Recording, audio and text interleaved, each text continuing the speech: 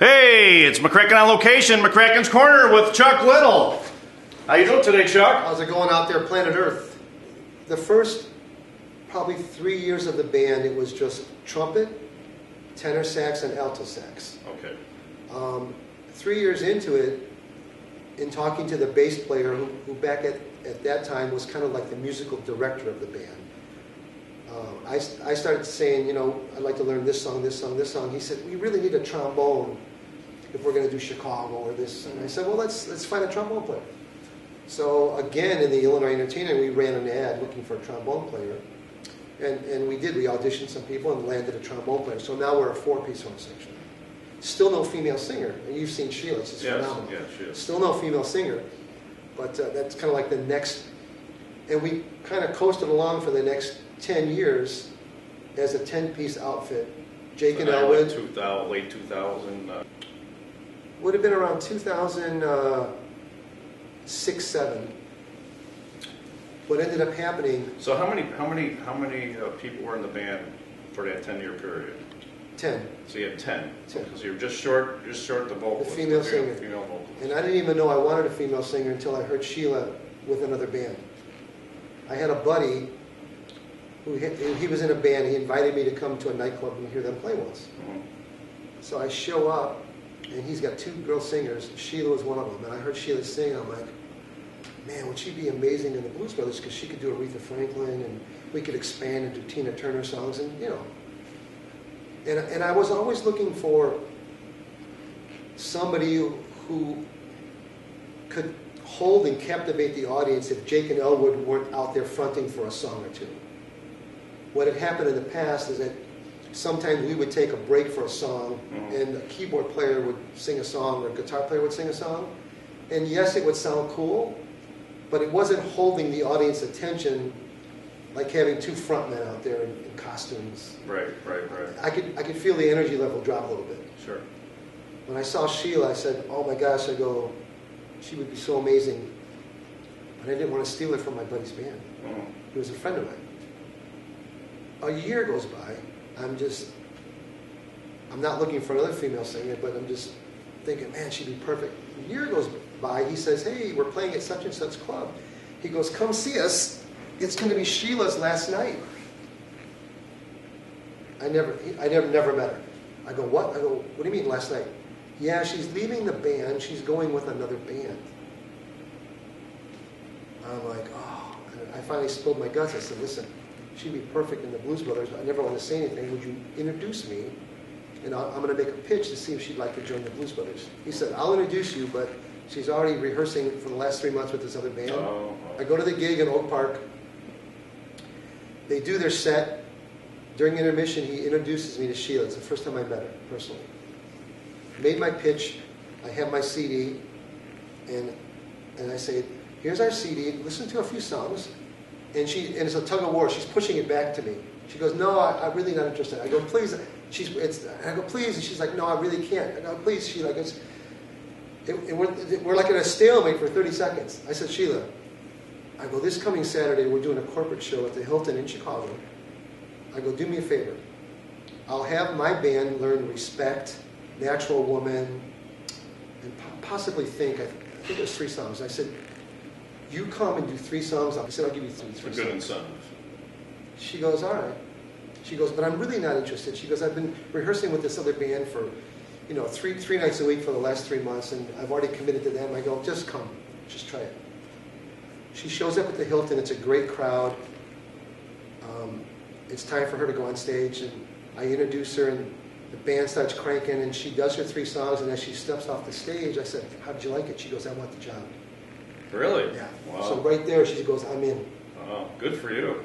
And the rest is history, because... No, it is. It's phenomenal. I mean, I watch your show. I've seen your show a couple times a year, but it's phenomenal. You know, I get a kick out of it, and the energy level is always really good. Yeah, and we're blessed to have her. So that's when the band went from just another level because of having Sheila.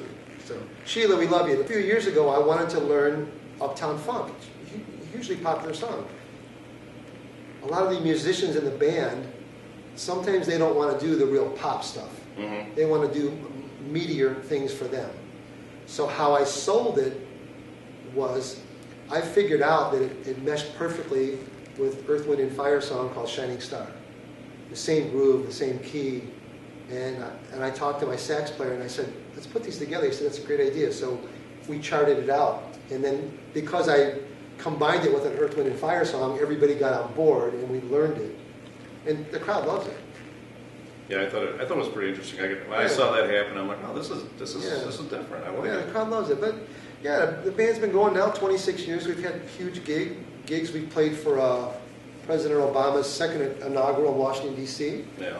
We were invited to represent the state of Illinois, and that was kind of cool. And, we worked for sometimes the Blackhawks. We played the Winter Classic at Soldier Field. I think now it's been 3 years ago. 70,000 people. Let me ask you: is there a favorite song in your set list that you really like to do? I mean, there's something in there, just one song that really, I can't wait to do this song. Typically, it's the newest song you learn because you get tired of. I've been doing this song for 20 years. Yeah. 50 shows a year. So right now I'm in love with, it's called Reach Out, I'll Be There, the Four Tops. Okay. And I like it because the harmonies are perfect and it's just, I love it. I also love the first time Sheila comes out on stage every show, and that's typically her doing Respect.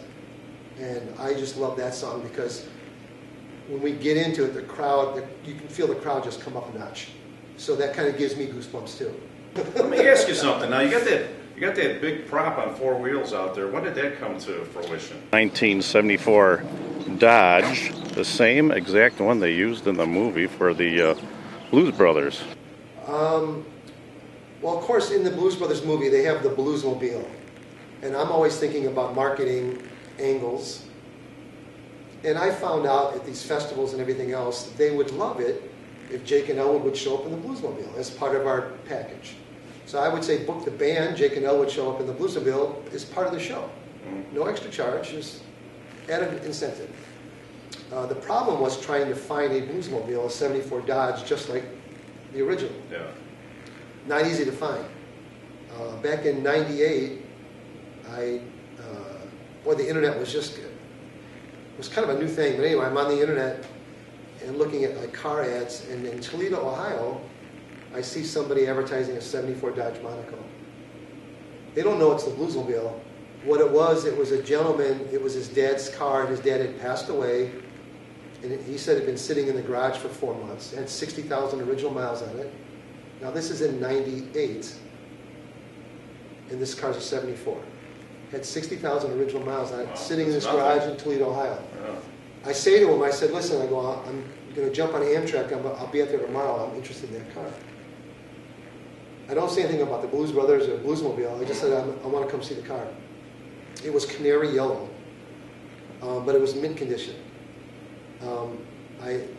As I arrived at his house from the train station in a taxi cab, he shakes my hand and he says, man, he goes, in the last 24 hours, he goes, I'm getting calls from all over the country. He goes, I didn't realize that this is the same car as the Bluesmobile.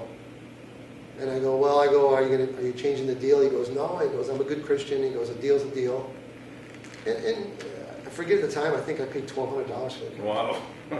And at the time, that was a fair asking price. Yeah. Knowing that it was a Bluesmobile. Well, I mean, just the fact that you got the car that you need for the prop, I mean, that's unbelievable. So I jumped in the car and put some fresh gas in it. And it was running a little rough because it had been sitting a few months, but drove it back to Chicago. And then painted it. And literally a week later, it's the Bluesmobile. So and now you've got on top of it that big siren on top. The prop. Yeah, the speaker. Does that functional? Well, what it is, and I'll give it away, but it's a giant plastic flower pot. Oh, is that what it is? It's actually 2 flower pots nested. The first one's yay big, and it's kind of nested. And then, but what we do when we want to have music or talk, I have a speaker that goes behind it, basically a floor monitor, just a square speaker. I set that behind it, have an amplifier in the car with microphones, and during parades and sometimes as we roll into gigs, we can talk to the crowd and play music. So it basically, it seems like it's working, but it's not coming from the horn. Optical illusion, yeah. Yeah, but I got to tell you that, I mean, it's an old car, and knock on wood, it's been fairly reliable. It has And I'm guessing when I say it has about 300,000 miles on it because the speedometer went out 15 years ago. It has no working speedometer, no gas gauge, no working gauges of any sort.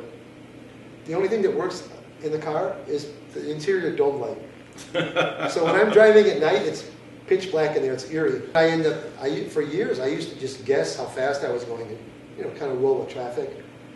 But now you've got these apps on your phone, which you can have like a speedometer. Sure. Which is, you know, works like a GPS system from the satellites. Right. So what I do is I just kind of lay that up on the dash, and digitally I can see how fast I'm going. Yeah. Well, Chuck, I appreciate your time. Yeah, man. The founder of the Blues Brothers. BLOOZE, bluesbrothers.com. You need to see him, and if you don't see him driving down the road, there's something wrong because he's got a 1974 Dodge with a big flower pot on top. I mean, it's a horn with a big horn on top. Thanks for coming to McCracken's Corner, and I appreciate it. My pleasure. Take care. This is Chuck Little from the Blues Brothers. Go see him. Check him out. McCracken out.